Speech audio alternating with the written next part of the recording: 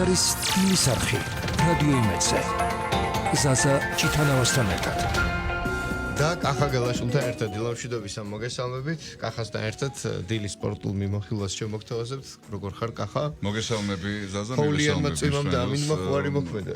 მოგესალმებით მისმენელს, კი ნამდვილად სასიამოვნო განწყობა გუშინდელი ფეხბურთის ქართულ გულშემატკივრებში ჩვენშიც.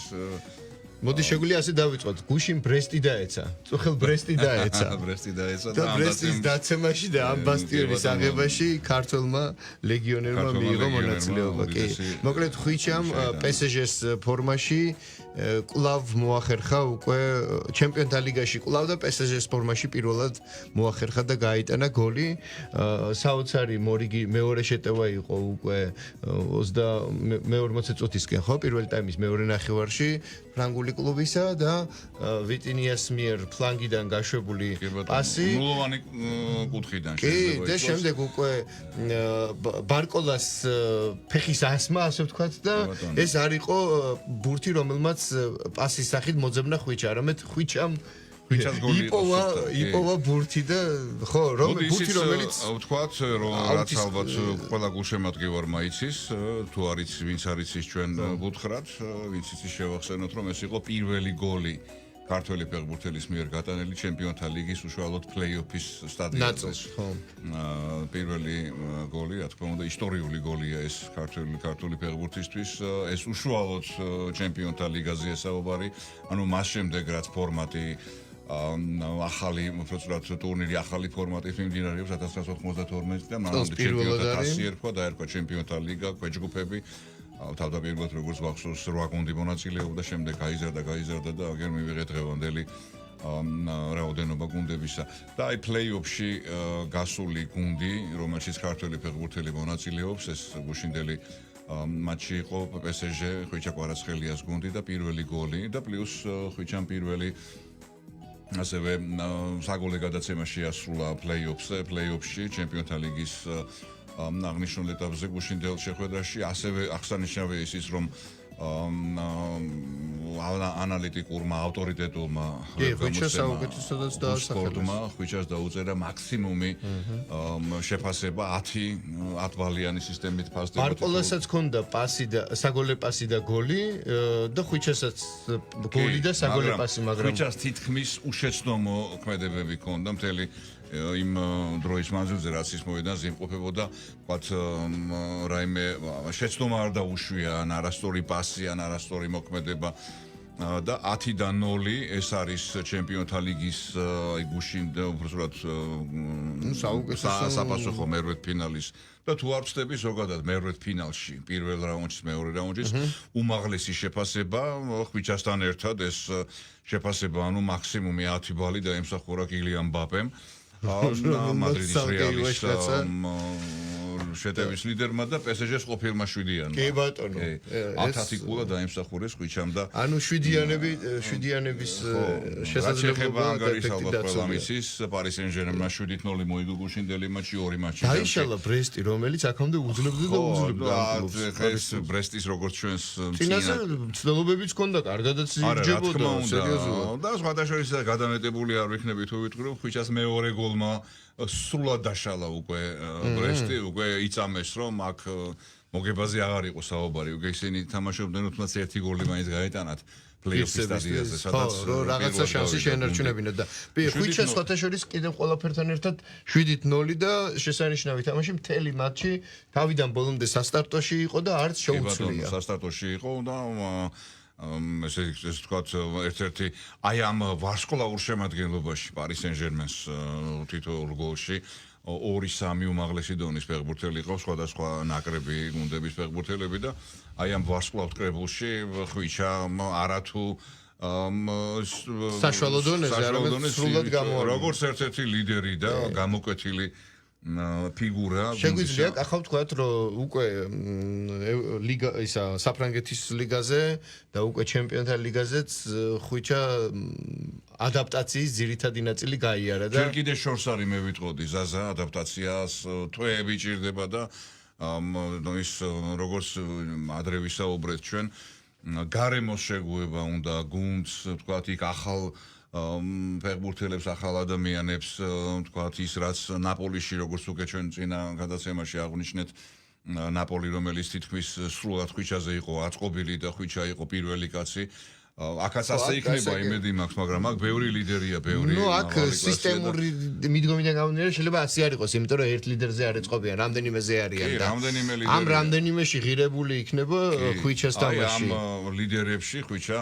ლიდერებში ადგილის დამკვიდრების პროცესი რა თქმა უნდა გაგრძელდება მე რა მეგულისმა იცი თან კიდევ ერთხელ აღვნიშნოთ რომ ზამთრის სატრანსფერო შუა სეზონში გადახვედი მე სხვა რამეს გულისხმობ კახარო თვითონ თავისი მხრიდან სათამაშო გარემოში და სისტემაში ჩაჯდომის ეტაპი მთავარი აი რაც იყო ყველაზე მტკივნეული პირველი გაიარა და ახლა უკვე პროცესია ეს ყველა მთავარი ამ სამსწავლო შტაბისგან თო ლუის ენრიკეს რაღაც განუზომელი ნდობა და ჩემპიონთა ლიგის ამ მატჩზე რო ასე დატოვა ბოლომდე და სხვები შეცვალა ესეც რაღაცებზე მეტყოლებს რა და მისი უშეცდომი თამაში ერთგვარი ავანსია რომ უკვე მომდევნო შეხვედრებში ისევ ძირითადში იყოს და მაქსიმუმი დრო გაატაროს მოედანზე PSG-მ გასაგებია რომ 7-0 დაასრულა მე ერთი სიტყვით მინდა ასე კლავ გამოვეხმავრო რეალი მანჩესტერის თამაშს და რეალი საოცრებებს ააგზელებს და ჩემდა სამწუხაროდ გვარდიოლას სიტიმ რადგან მისი აშკარა კრიზისში ხო აი ძალიან საერთოდ ვერ გაამართლა უნდა ითქვას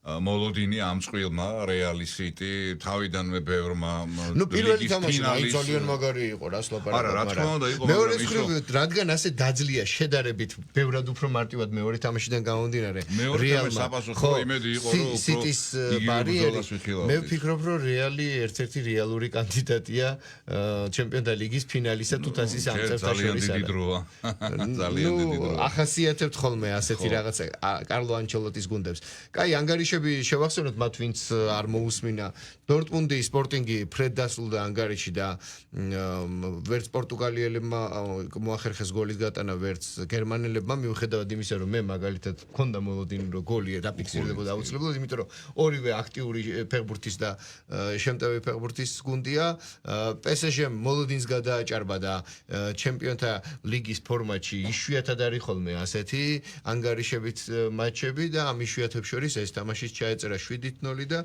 ამ იშვიათებში კარგია რომ ხვიჩას იშვიათი გოლიც შევა დარწმუნებული ვარ ჩემპიონთა ლიგის საუკეთესო გოლებში ეს გოლიც იპოვის თავის ადგილს რეალი მანჩესტერ სიტი 3-1 დამარცხდნენ ისევ მანჩესტერლები როგორც აღვნიშნეთ და 3-2 მატჩი ნუ ეს ჯამში და მე წუხანდელი მატჩის შედეგებს ვამბობ და იუვენტუსი სამწუხაროდ გასვლაზე დამარცხდა PSV-სთან ჰოლანდიაში ნიდერლანდებში კი 3-1 იტალიური კლუბების შეიძლება ითქვას წარუმატებელი გამოსვლა გრძელდება მანამდე მილანმა დაასრულა ასპარეზობა და კიდევ ერთი ხო და ხვალგველის ჩემპიონთა ლიგის 21 თებერვალს გაიმართება ლიგის პლეიოფის სამივე ტურნირის ევროპა ლიგის და ასევე კონფერენს ლიგის ჩვენთვის საინტერესო ტურნირის კენჭისხრა და ასევე ცნობილია ხომ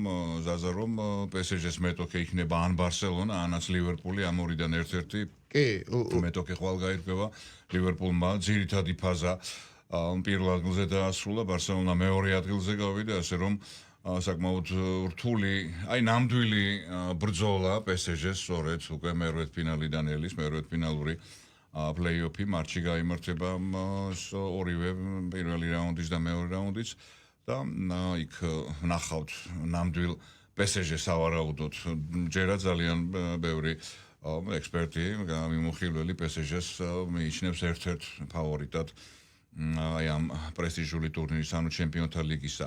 რაც შეეხება UEFA-ს ევროპა ლიგას, როგორც უკვე აღვნიშნეთ, მე მგონი შენ დავამთავრეთ ხო ჩემპიონთა ლიგაზე?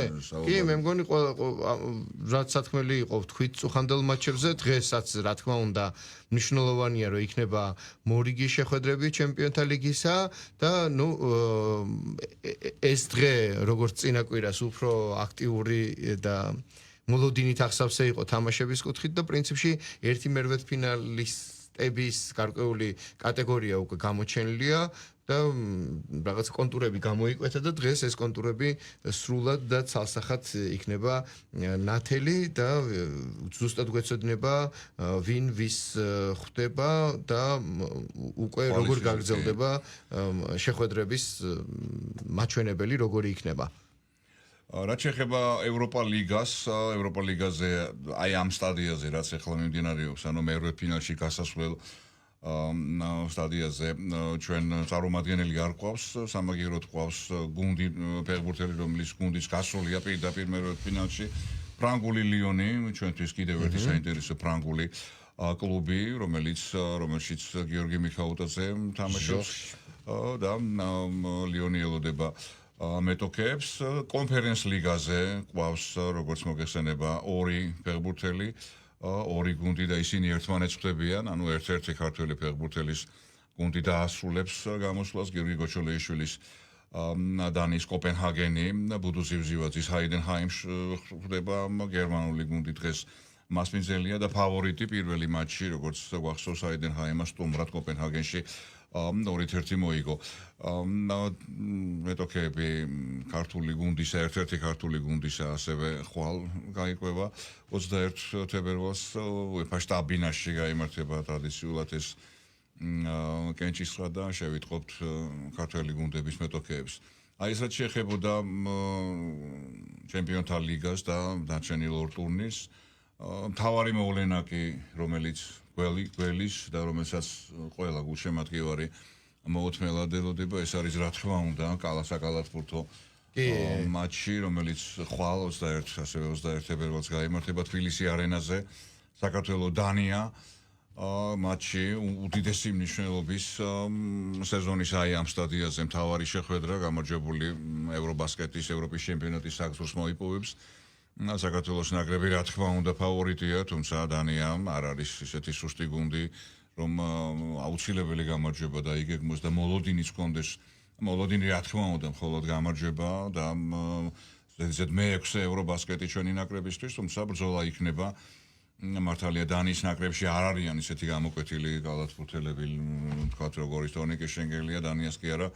შენგელიას დონის კალათბურთელი ბევრი ევროპის სამყარო საკალათბურთო ქვეყანას არ ყავს, თუმცა არიან საშუალო დონის კარგი კალათბურთელები დანიის ნაკრების შემადგენლობაში, რომლებიც სხვადასხვა ქვეყნების ჩემპიონატებში გამოდიან, მონაწილეობენ ევროპულ ტურნირებზე, შიდა საკმაოდ ძლიერ ჩემპიონატებში და მათთან мотивация რა თქმა უნდა მათაც ძალიან დიდი აქვს, ასე რომ მატჩი რთული იქნება და იმედი დავიტოვოთ, რომ საქართველოს ნაკრები შეძლებს ხვალ ამ მატჩის მოგებას 21 საათზე დაიწყება. ჩვენ ამაზე ხვალ ვისაუბრებთ. მე მინდოდა რომ აქ სტუდიაში დღესანაც ხვალ მოგვეწვია ნაკრების წევრი თუ არა ვთქვათ ვინმე ვინც ნაკრებში შიდა სამზარეულოშია და იმ დეტალებზე ისაუბრობდა.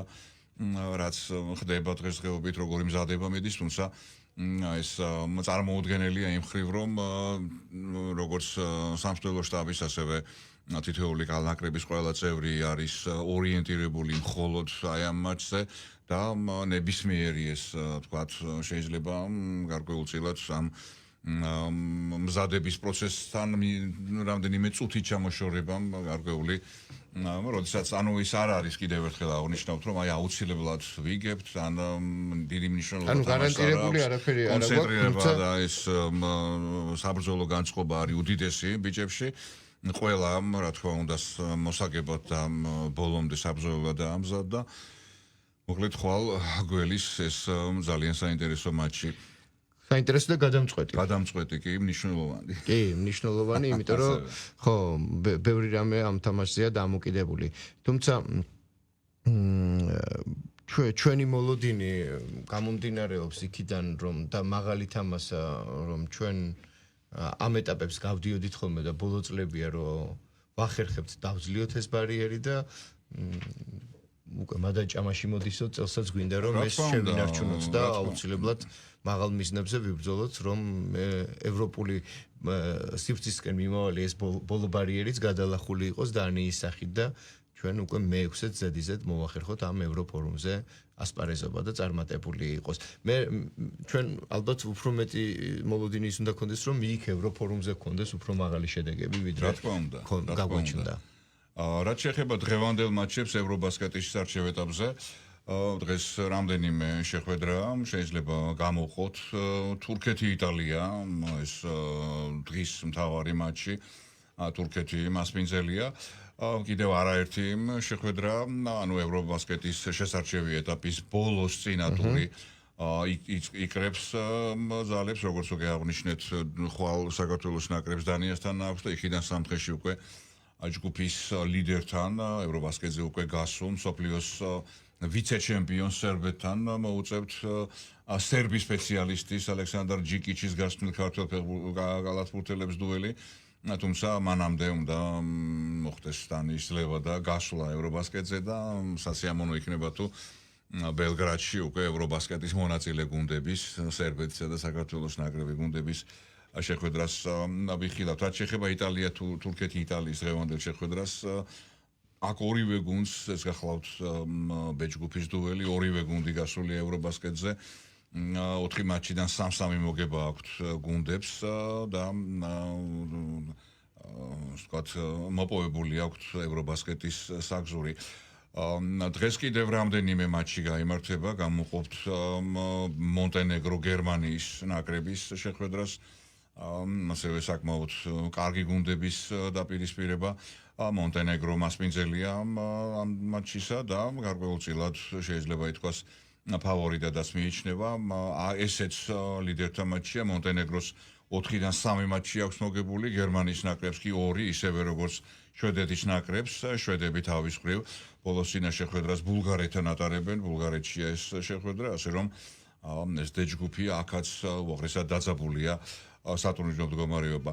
მოკლედ დაველოდოთ მოვლენებს ხვალინდელ დღეს საქართველოს ნაკრების შეხვედრას დანიასთან. კიდევ ერთხელ შევახსენოთ ამ სპენელს, რომ ხვალ 21 საათზე, 20 საათსა და 50 წუთზე, ასე რომ ვთქვათ, იწყება საქართველოს დანიის მატჩი. ეს რაც შეიძლებოდა ამ წუთისთვის და დღეისათვის გვეთქვა სპორტზე. მოკლედ გავიქცევთ, რომ ხვალ პარასკევია და ხვალ კალათბურთელებს მხარდაჭერა სჭირდებათ. რა თქმა უნდა და რაც მეტი შემატკივარი მივა და ესეც იქნება უკვე არსებული ინფორმაციით ბილეთები უკვე გაყიდულია და ხვალ სრულიან შლაგიგველის თბილისი არენაზე და საქართველოს ნაკრების მორიგ გამარჯვების მომსვლე გახდება. იმედია ქართველი გულშემატკივარი. და რა თქმა უნდა, ვთქვათ ისიც, რომ პირდაპირ ეთერით გადაიცემა პირველ არხზე საქართველოს დანიის ხვალინდელი შეხვედრა. კი ბატონო. და მოდი დავასრულოთ იმ თემით, რითიც დავიწყეთ ჩემპიონთა ლიგაზე ჩვენ ბევრი ვილაპარაკეთ. კიდევ ერთხელ აღვნიშნოთ, რომ ხვიჩა მნიშვნელოვანი ბურთი, რომელიც კარს უნდა აცდენო და მოიპოვა, დაიჭირა და ბადეში მოაქცია და კარგი გოლი გაიტანა. ეს მისი თვითრწმენისთვის ძალიან მნიშვნელოვანი საჭირო რამაა და გოლით პლუს ასისტით გახდა ერთ-ერთი საუკეთესო შეგვიძლია ვთქვათ, მაგრამ მხოლოდ ის არის ყალბა და 10-იანი არის მაქსიმალური შეფასება და კარგია რომ საუკეთესოთა შორის მოახერხა პოზიციის შენარჩუნება და მთელი 90 წუთი დატოვა ლუის ენრიკემ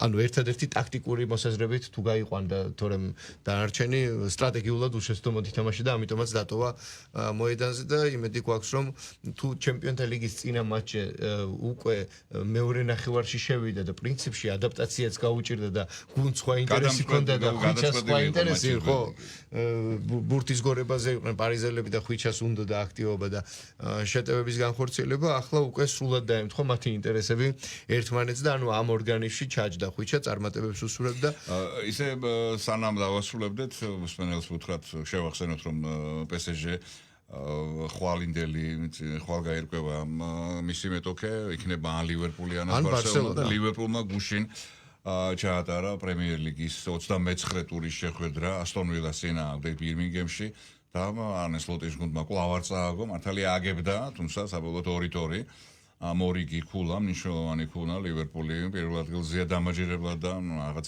სასწაული უნდა მოხდეს რომ ამ გუნდმა ჩემპიონის ტიტული, მორიგი ჩემპიონობა. ისე არის შანსი, რომ ლივერპული შეხვდეს და არა ბარსელონა PSG-ს. როგორ არ არის ეს კენჭის ხაზზე გაერკვევა, თუმცა ან ლივერპული ან ბარსელონა ამ ორიდან ერთ-ერთი. რეალის შემთხვევაში არის ან ესპანური კლუბი, ან გერმანული, ან ატლეტიკო, ან ლევერკუზენი და რადგან ახლა რჩება უკვე ევროპა ლიგის მატჩები არის დღეს, ხო, აქაც გადამწყვეტ ეტაპზეა მისული შეხვედრები, უბრალოდ შევახსენოთ მსმენელს, რომ ნუ ღამის 12 საათზე უკვე, როდესაც 21 რიცხვი დაიწყება მეორე ჰოლანდიური კლუბი, ნიდერლანდური კლუბი აიაქსი მას პინძლობს ჰოლანდიურს ვართ მიჩვეულები შენ უფრო გაგიჭირდება ჰოლანდიურიდან ნიდერლანდზე გადასვლა, იმიტომ შენი ცხოვრობდი რაღაც პერიოდი როგორც არის ბევრი პერიოდი. მოკლედ აიაქსი ექნება საშინაო შეხვედრა, ანდერლეხტს ექნება საშინაო შეხვედრა და მიიღებენ თურქებს ფენერბახჩეს, ესპანური რეალ სოსიედადით სახში გამართავს შეხვედრას და ბზენი უკვე ასევე ფერენცვაროს უმასპინძლებს და აი ეს შეხვედრები იქნება ამ კვირის საფეხბურთო საერთაშორისო ფორმატის შეხვედრებისა, შემდეგ უკვე შაბათ-კვირას მორიგი შეხვედრები და თამაშები იქნება. ახსენოთ ლაშადვალის გუნდი აპოელი, აპოელი, რომელიც ასევე დღეს ჩაატარებს საფასურო შეხვედრას, თუმცა ლაშას გარეშე რადგან წითელი ბარათი მიიღო წინა თამაში და დვალს მოუწევს დღევანდელი მატჩის გამოტოვება. სლოვენიური ცელიე იქნა გახლავთ აპოელის მედოქე, პირველი შეხვედრა კვიპროსზე პრეტორიტორი დასრულდა და ნახოთ დვალის გარეშე მოახერხებს თუ არა აპოელი აი ამ მცირე ჩამორჩენის სახში პრეტორიტორი და ეხლა გასვლითი მატჩი უпроსურად გასვლაზე ორი თორი ახლა სახში თამაშობს, დვალი ძალა რა თქმა უნდა კვიპროსული კლუბისა და ამის გარეშე გაუჭირდება დასვაში გუნდს, თუმცა იმედი დავიდობთ, რომ კიდევ ერთი ქართველი ფეხბურთელის გუნდი მოახერხებს მერვედ ფინალში, ამ შემთხვევაში კონფერენს ლიგის მერვედ ფინალში გასვლას. კი ბატონო. და შეგვიძლია უკვე ვთქვათ, რომ ახალი ფორმატით წარმართული ჩემპიონთა ლიგის კონკრეტული ეტაპი დასრულდა და ამის შედეგია ის, რომ ახლა ჩვენ ველოდებით კენჭისხრას, სადაც უკვე გაირკვევა მორიგი წყვილების და ამით დაიწყება ფინალური ჩემპიონთა ლიგა. ის ფორმატი, რომელსაც ბევრი წლის განმავლობაში თვალი და ყური მივაჩვიეთ და ცოტა რთული იყო ახლა ჩემპიონთა ლიგის ხრილის ასე ხილვა ჯგუფების ნაცვლად ამ ეტაპზეც, ხო? იმიტომ რომ სულიად სხვა ფორმატი იყო, მაგრამ ნუ ასე გადაწყვიტეს და რა ვიცი, ნახოთ რას მოიტანს.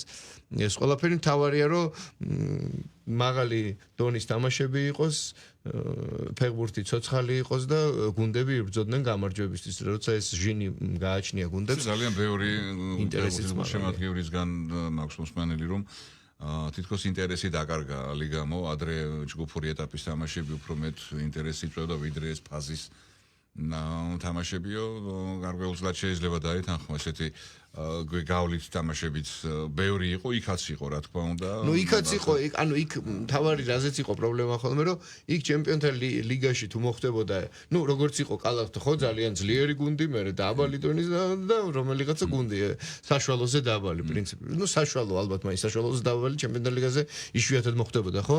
და მე იქ როცა გაარკვევდა ის ძლიერი გუნდი მოიპოვა 9 ქულა პირობითა და ცალსახად გარანტირებულად გადადის და ის ბოლო თამაში მისთვის არაფრის მომცემი იყო. ნუ საერთოდ რაც უფრო ნაკლებია გუნდების რაოდენობა. და ენერგია ზოგადად ლოგიკურია ახლა იქ ყველა თამაშს მნიშვნელობა. ხო, თავის ქვეყანაში ჩემპიონატს თამაშობს. თავისავე ქვეყანაში თასზე თამაშობს. კიდე რაღაცას თამაშობს. და პლუს ჩემპიონთა ლიგაზეც როცა განაღდებული აქვს, ეცდება რომ რესურსი დაზოგოს, ეს ლოგიკურია. გუნდებს, დიდარ გუნდებს, ბევრი მეტი საშუალება აქვს, ხო? ლავირების შემადგენლობის დაყენების საშუალება ეძლებათ, არის ხოლმე ხო 1000 თამაშები, სადაც ლამის მესამე შემადგენლობას აყენებენ გუნდები, თუ წააგებენ დიდად არც მაგას განიცდიან, თუმცა ამ დროს იქ სხვა მომენტი ერთვება, რომ ისინი ვინც მეორე და მესამე ესადარიკო სივრცეში არიან, ეძლევა ჩანსი, რომ რაღაცები მოახდინონ, მოაწონონ, დაიმკვიდრონ სხვა კლუბებს, სხვა გუნდებს, რომ ბევრი ყოფილა ხო აი მესამე შემადგენლობიდან დაწინაურებულა სხვა გუნდში და იქ გამხდარა ნომერი პირველი ვარსკვლავი. ლიდერი სხვა გუნდში. ხო, ესეც ის არის თანამედროვე ფეხბურთის გამოწვევა. როცა დიდი კლუბისკენ მიგიწევს გული, კარგია შემოსავალიც პირობებიც და ასე შემდეგ, მაგრამ მეტია შანსი, რომ იმ დიდ კლუბში ბევრი შენი და შენზე უფრო ძლიერია და თუ კონკურენცია სათანადოდ ვერ გაუწევ, შეიძლება ჩაიკარგო საერთოდ რა და მე გახსნის საშუალება მოგეცეს, თუ კი იჯარით გახვალ ან გაიყიდები, რომ ბევრად უფრო დაბალი დონის გუნდში ვარსკვლავად წარმოჩინდები. აი ეს არის ყველაზე მნიშვნელოვანი ნიუანსი, რომ სადაც კევინ დე ბრუინი ამომიტივდით. ნუ დე ბრუინი საერთოდ სანტარიგობს ფეხბურთელი იყო, გადავიდა გვარდიოლა სიტიში და გახდა. აქ უკვე მწვრთნელის მომენტია ახლა. დაინახა ნიუანსი რაღაც. და არა მხოლოდ ეს ადამიანი. ის რაც ვერ დაინახა მორინიო, დაინახა გვარდიოლა. ხო, ეს მომენტია, თორემ ეს ხო არ იყო, რომ ჩელსიდან გადავიდა, არ ვიცი, რაღაც ევროპულ საშუალო დონის კლუბში, სადაც იბწყინა რა, იმიტომ რომ მარტო იყო, ხო, თუნდაც ბრესტში, არ დავასახელე შევეგებულად კლუბები, მაგრამ არსებობენ ისეთი ფეხბურთელებიც, როგორიც იყო ლუკა ტონი. ხო? რომელიც კი იყო რა, ასაკში დაიწყო. ვიღაცა იყო სადღაც რაღაცა საბაშო 27 წლისამ დაიწყო გაიფსხი. საოცრებების კეთება, ხო? საოცრებების ვერ მისთვის ეს საოცრება იყო და იტალიის ნაკრებში მოხდა. იტალიის ნაკრებში მოხდა, აი მეტი 27 წლის ასაკში რო სუპერ ათამაშდები, მეტი რა გინდა საოცრება, ხო? ისტორიაში შევიდა, თავისი ქვეყნის ისტორიაში შევიდა, ხა გლობალურ ფეხბურთში შეიძლება არ, მაგრამ ლუკა ტონის სახელმდებარი დატოვა თავისი ფორვარდობის შესაძლებლობების რაღაცა დონეზე აიყვანა და მორჩა. ეს ჰქონდა თავისი ესეთი ხიბლი როგორც ფეხბურთელს. თან ამ იტალიური ფეხბურთში რო ფორვარდია აი ესე ნახერხებს რაღაცა 27 წლის ასაკში თავის წარმოჩენას ამასაც ნიჭი უნდა. და ხო, კარგია რომ მოახერხა ძალიან ადრე ჩნდება ეს ჩვენი ტკივილია, ეს ცალკე თემად შეგვიძლია განვიხილოთ. ეს ჩვენი ტკივილია ადრეულ ასაკში საოცარი ნიჭიერება, გრაციოზულობა, სასწაული და მე ეს ყველაფერი თვალსა და ხელშუა სად და როგორი კარგება, გასაგებია ბევრ ფაქტორს უკავშირდება. ტკივნეული თემა შეგვიძლია მართლა ცალკე გადაცემის თემად დავტოვოთ. დასრულდა ამასობაში ჩვენი საეთერო დრო.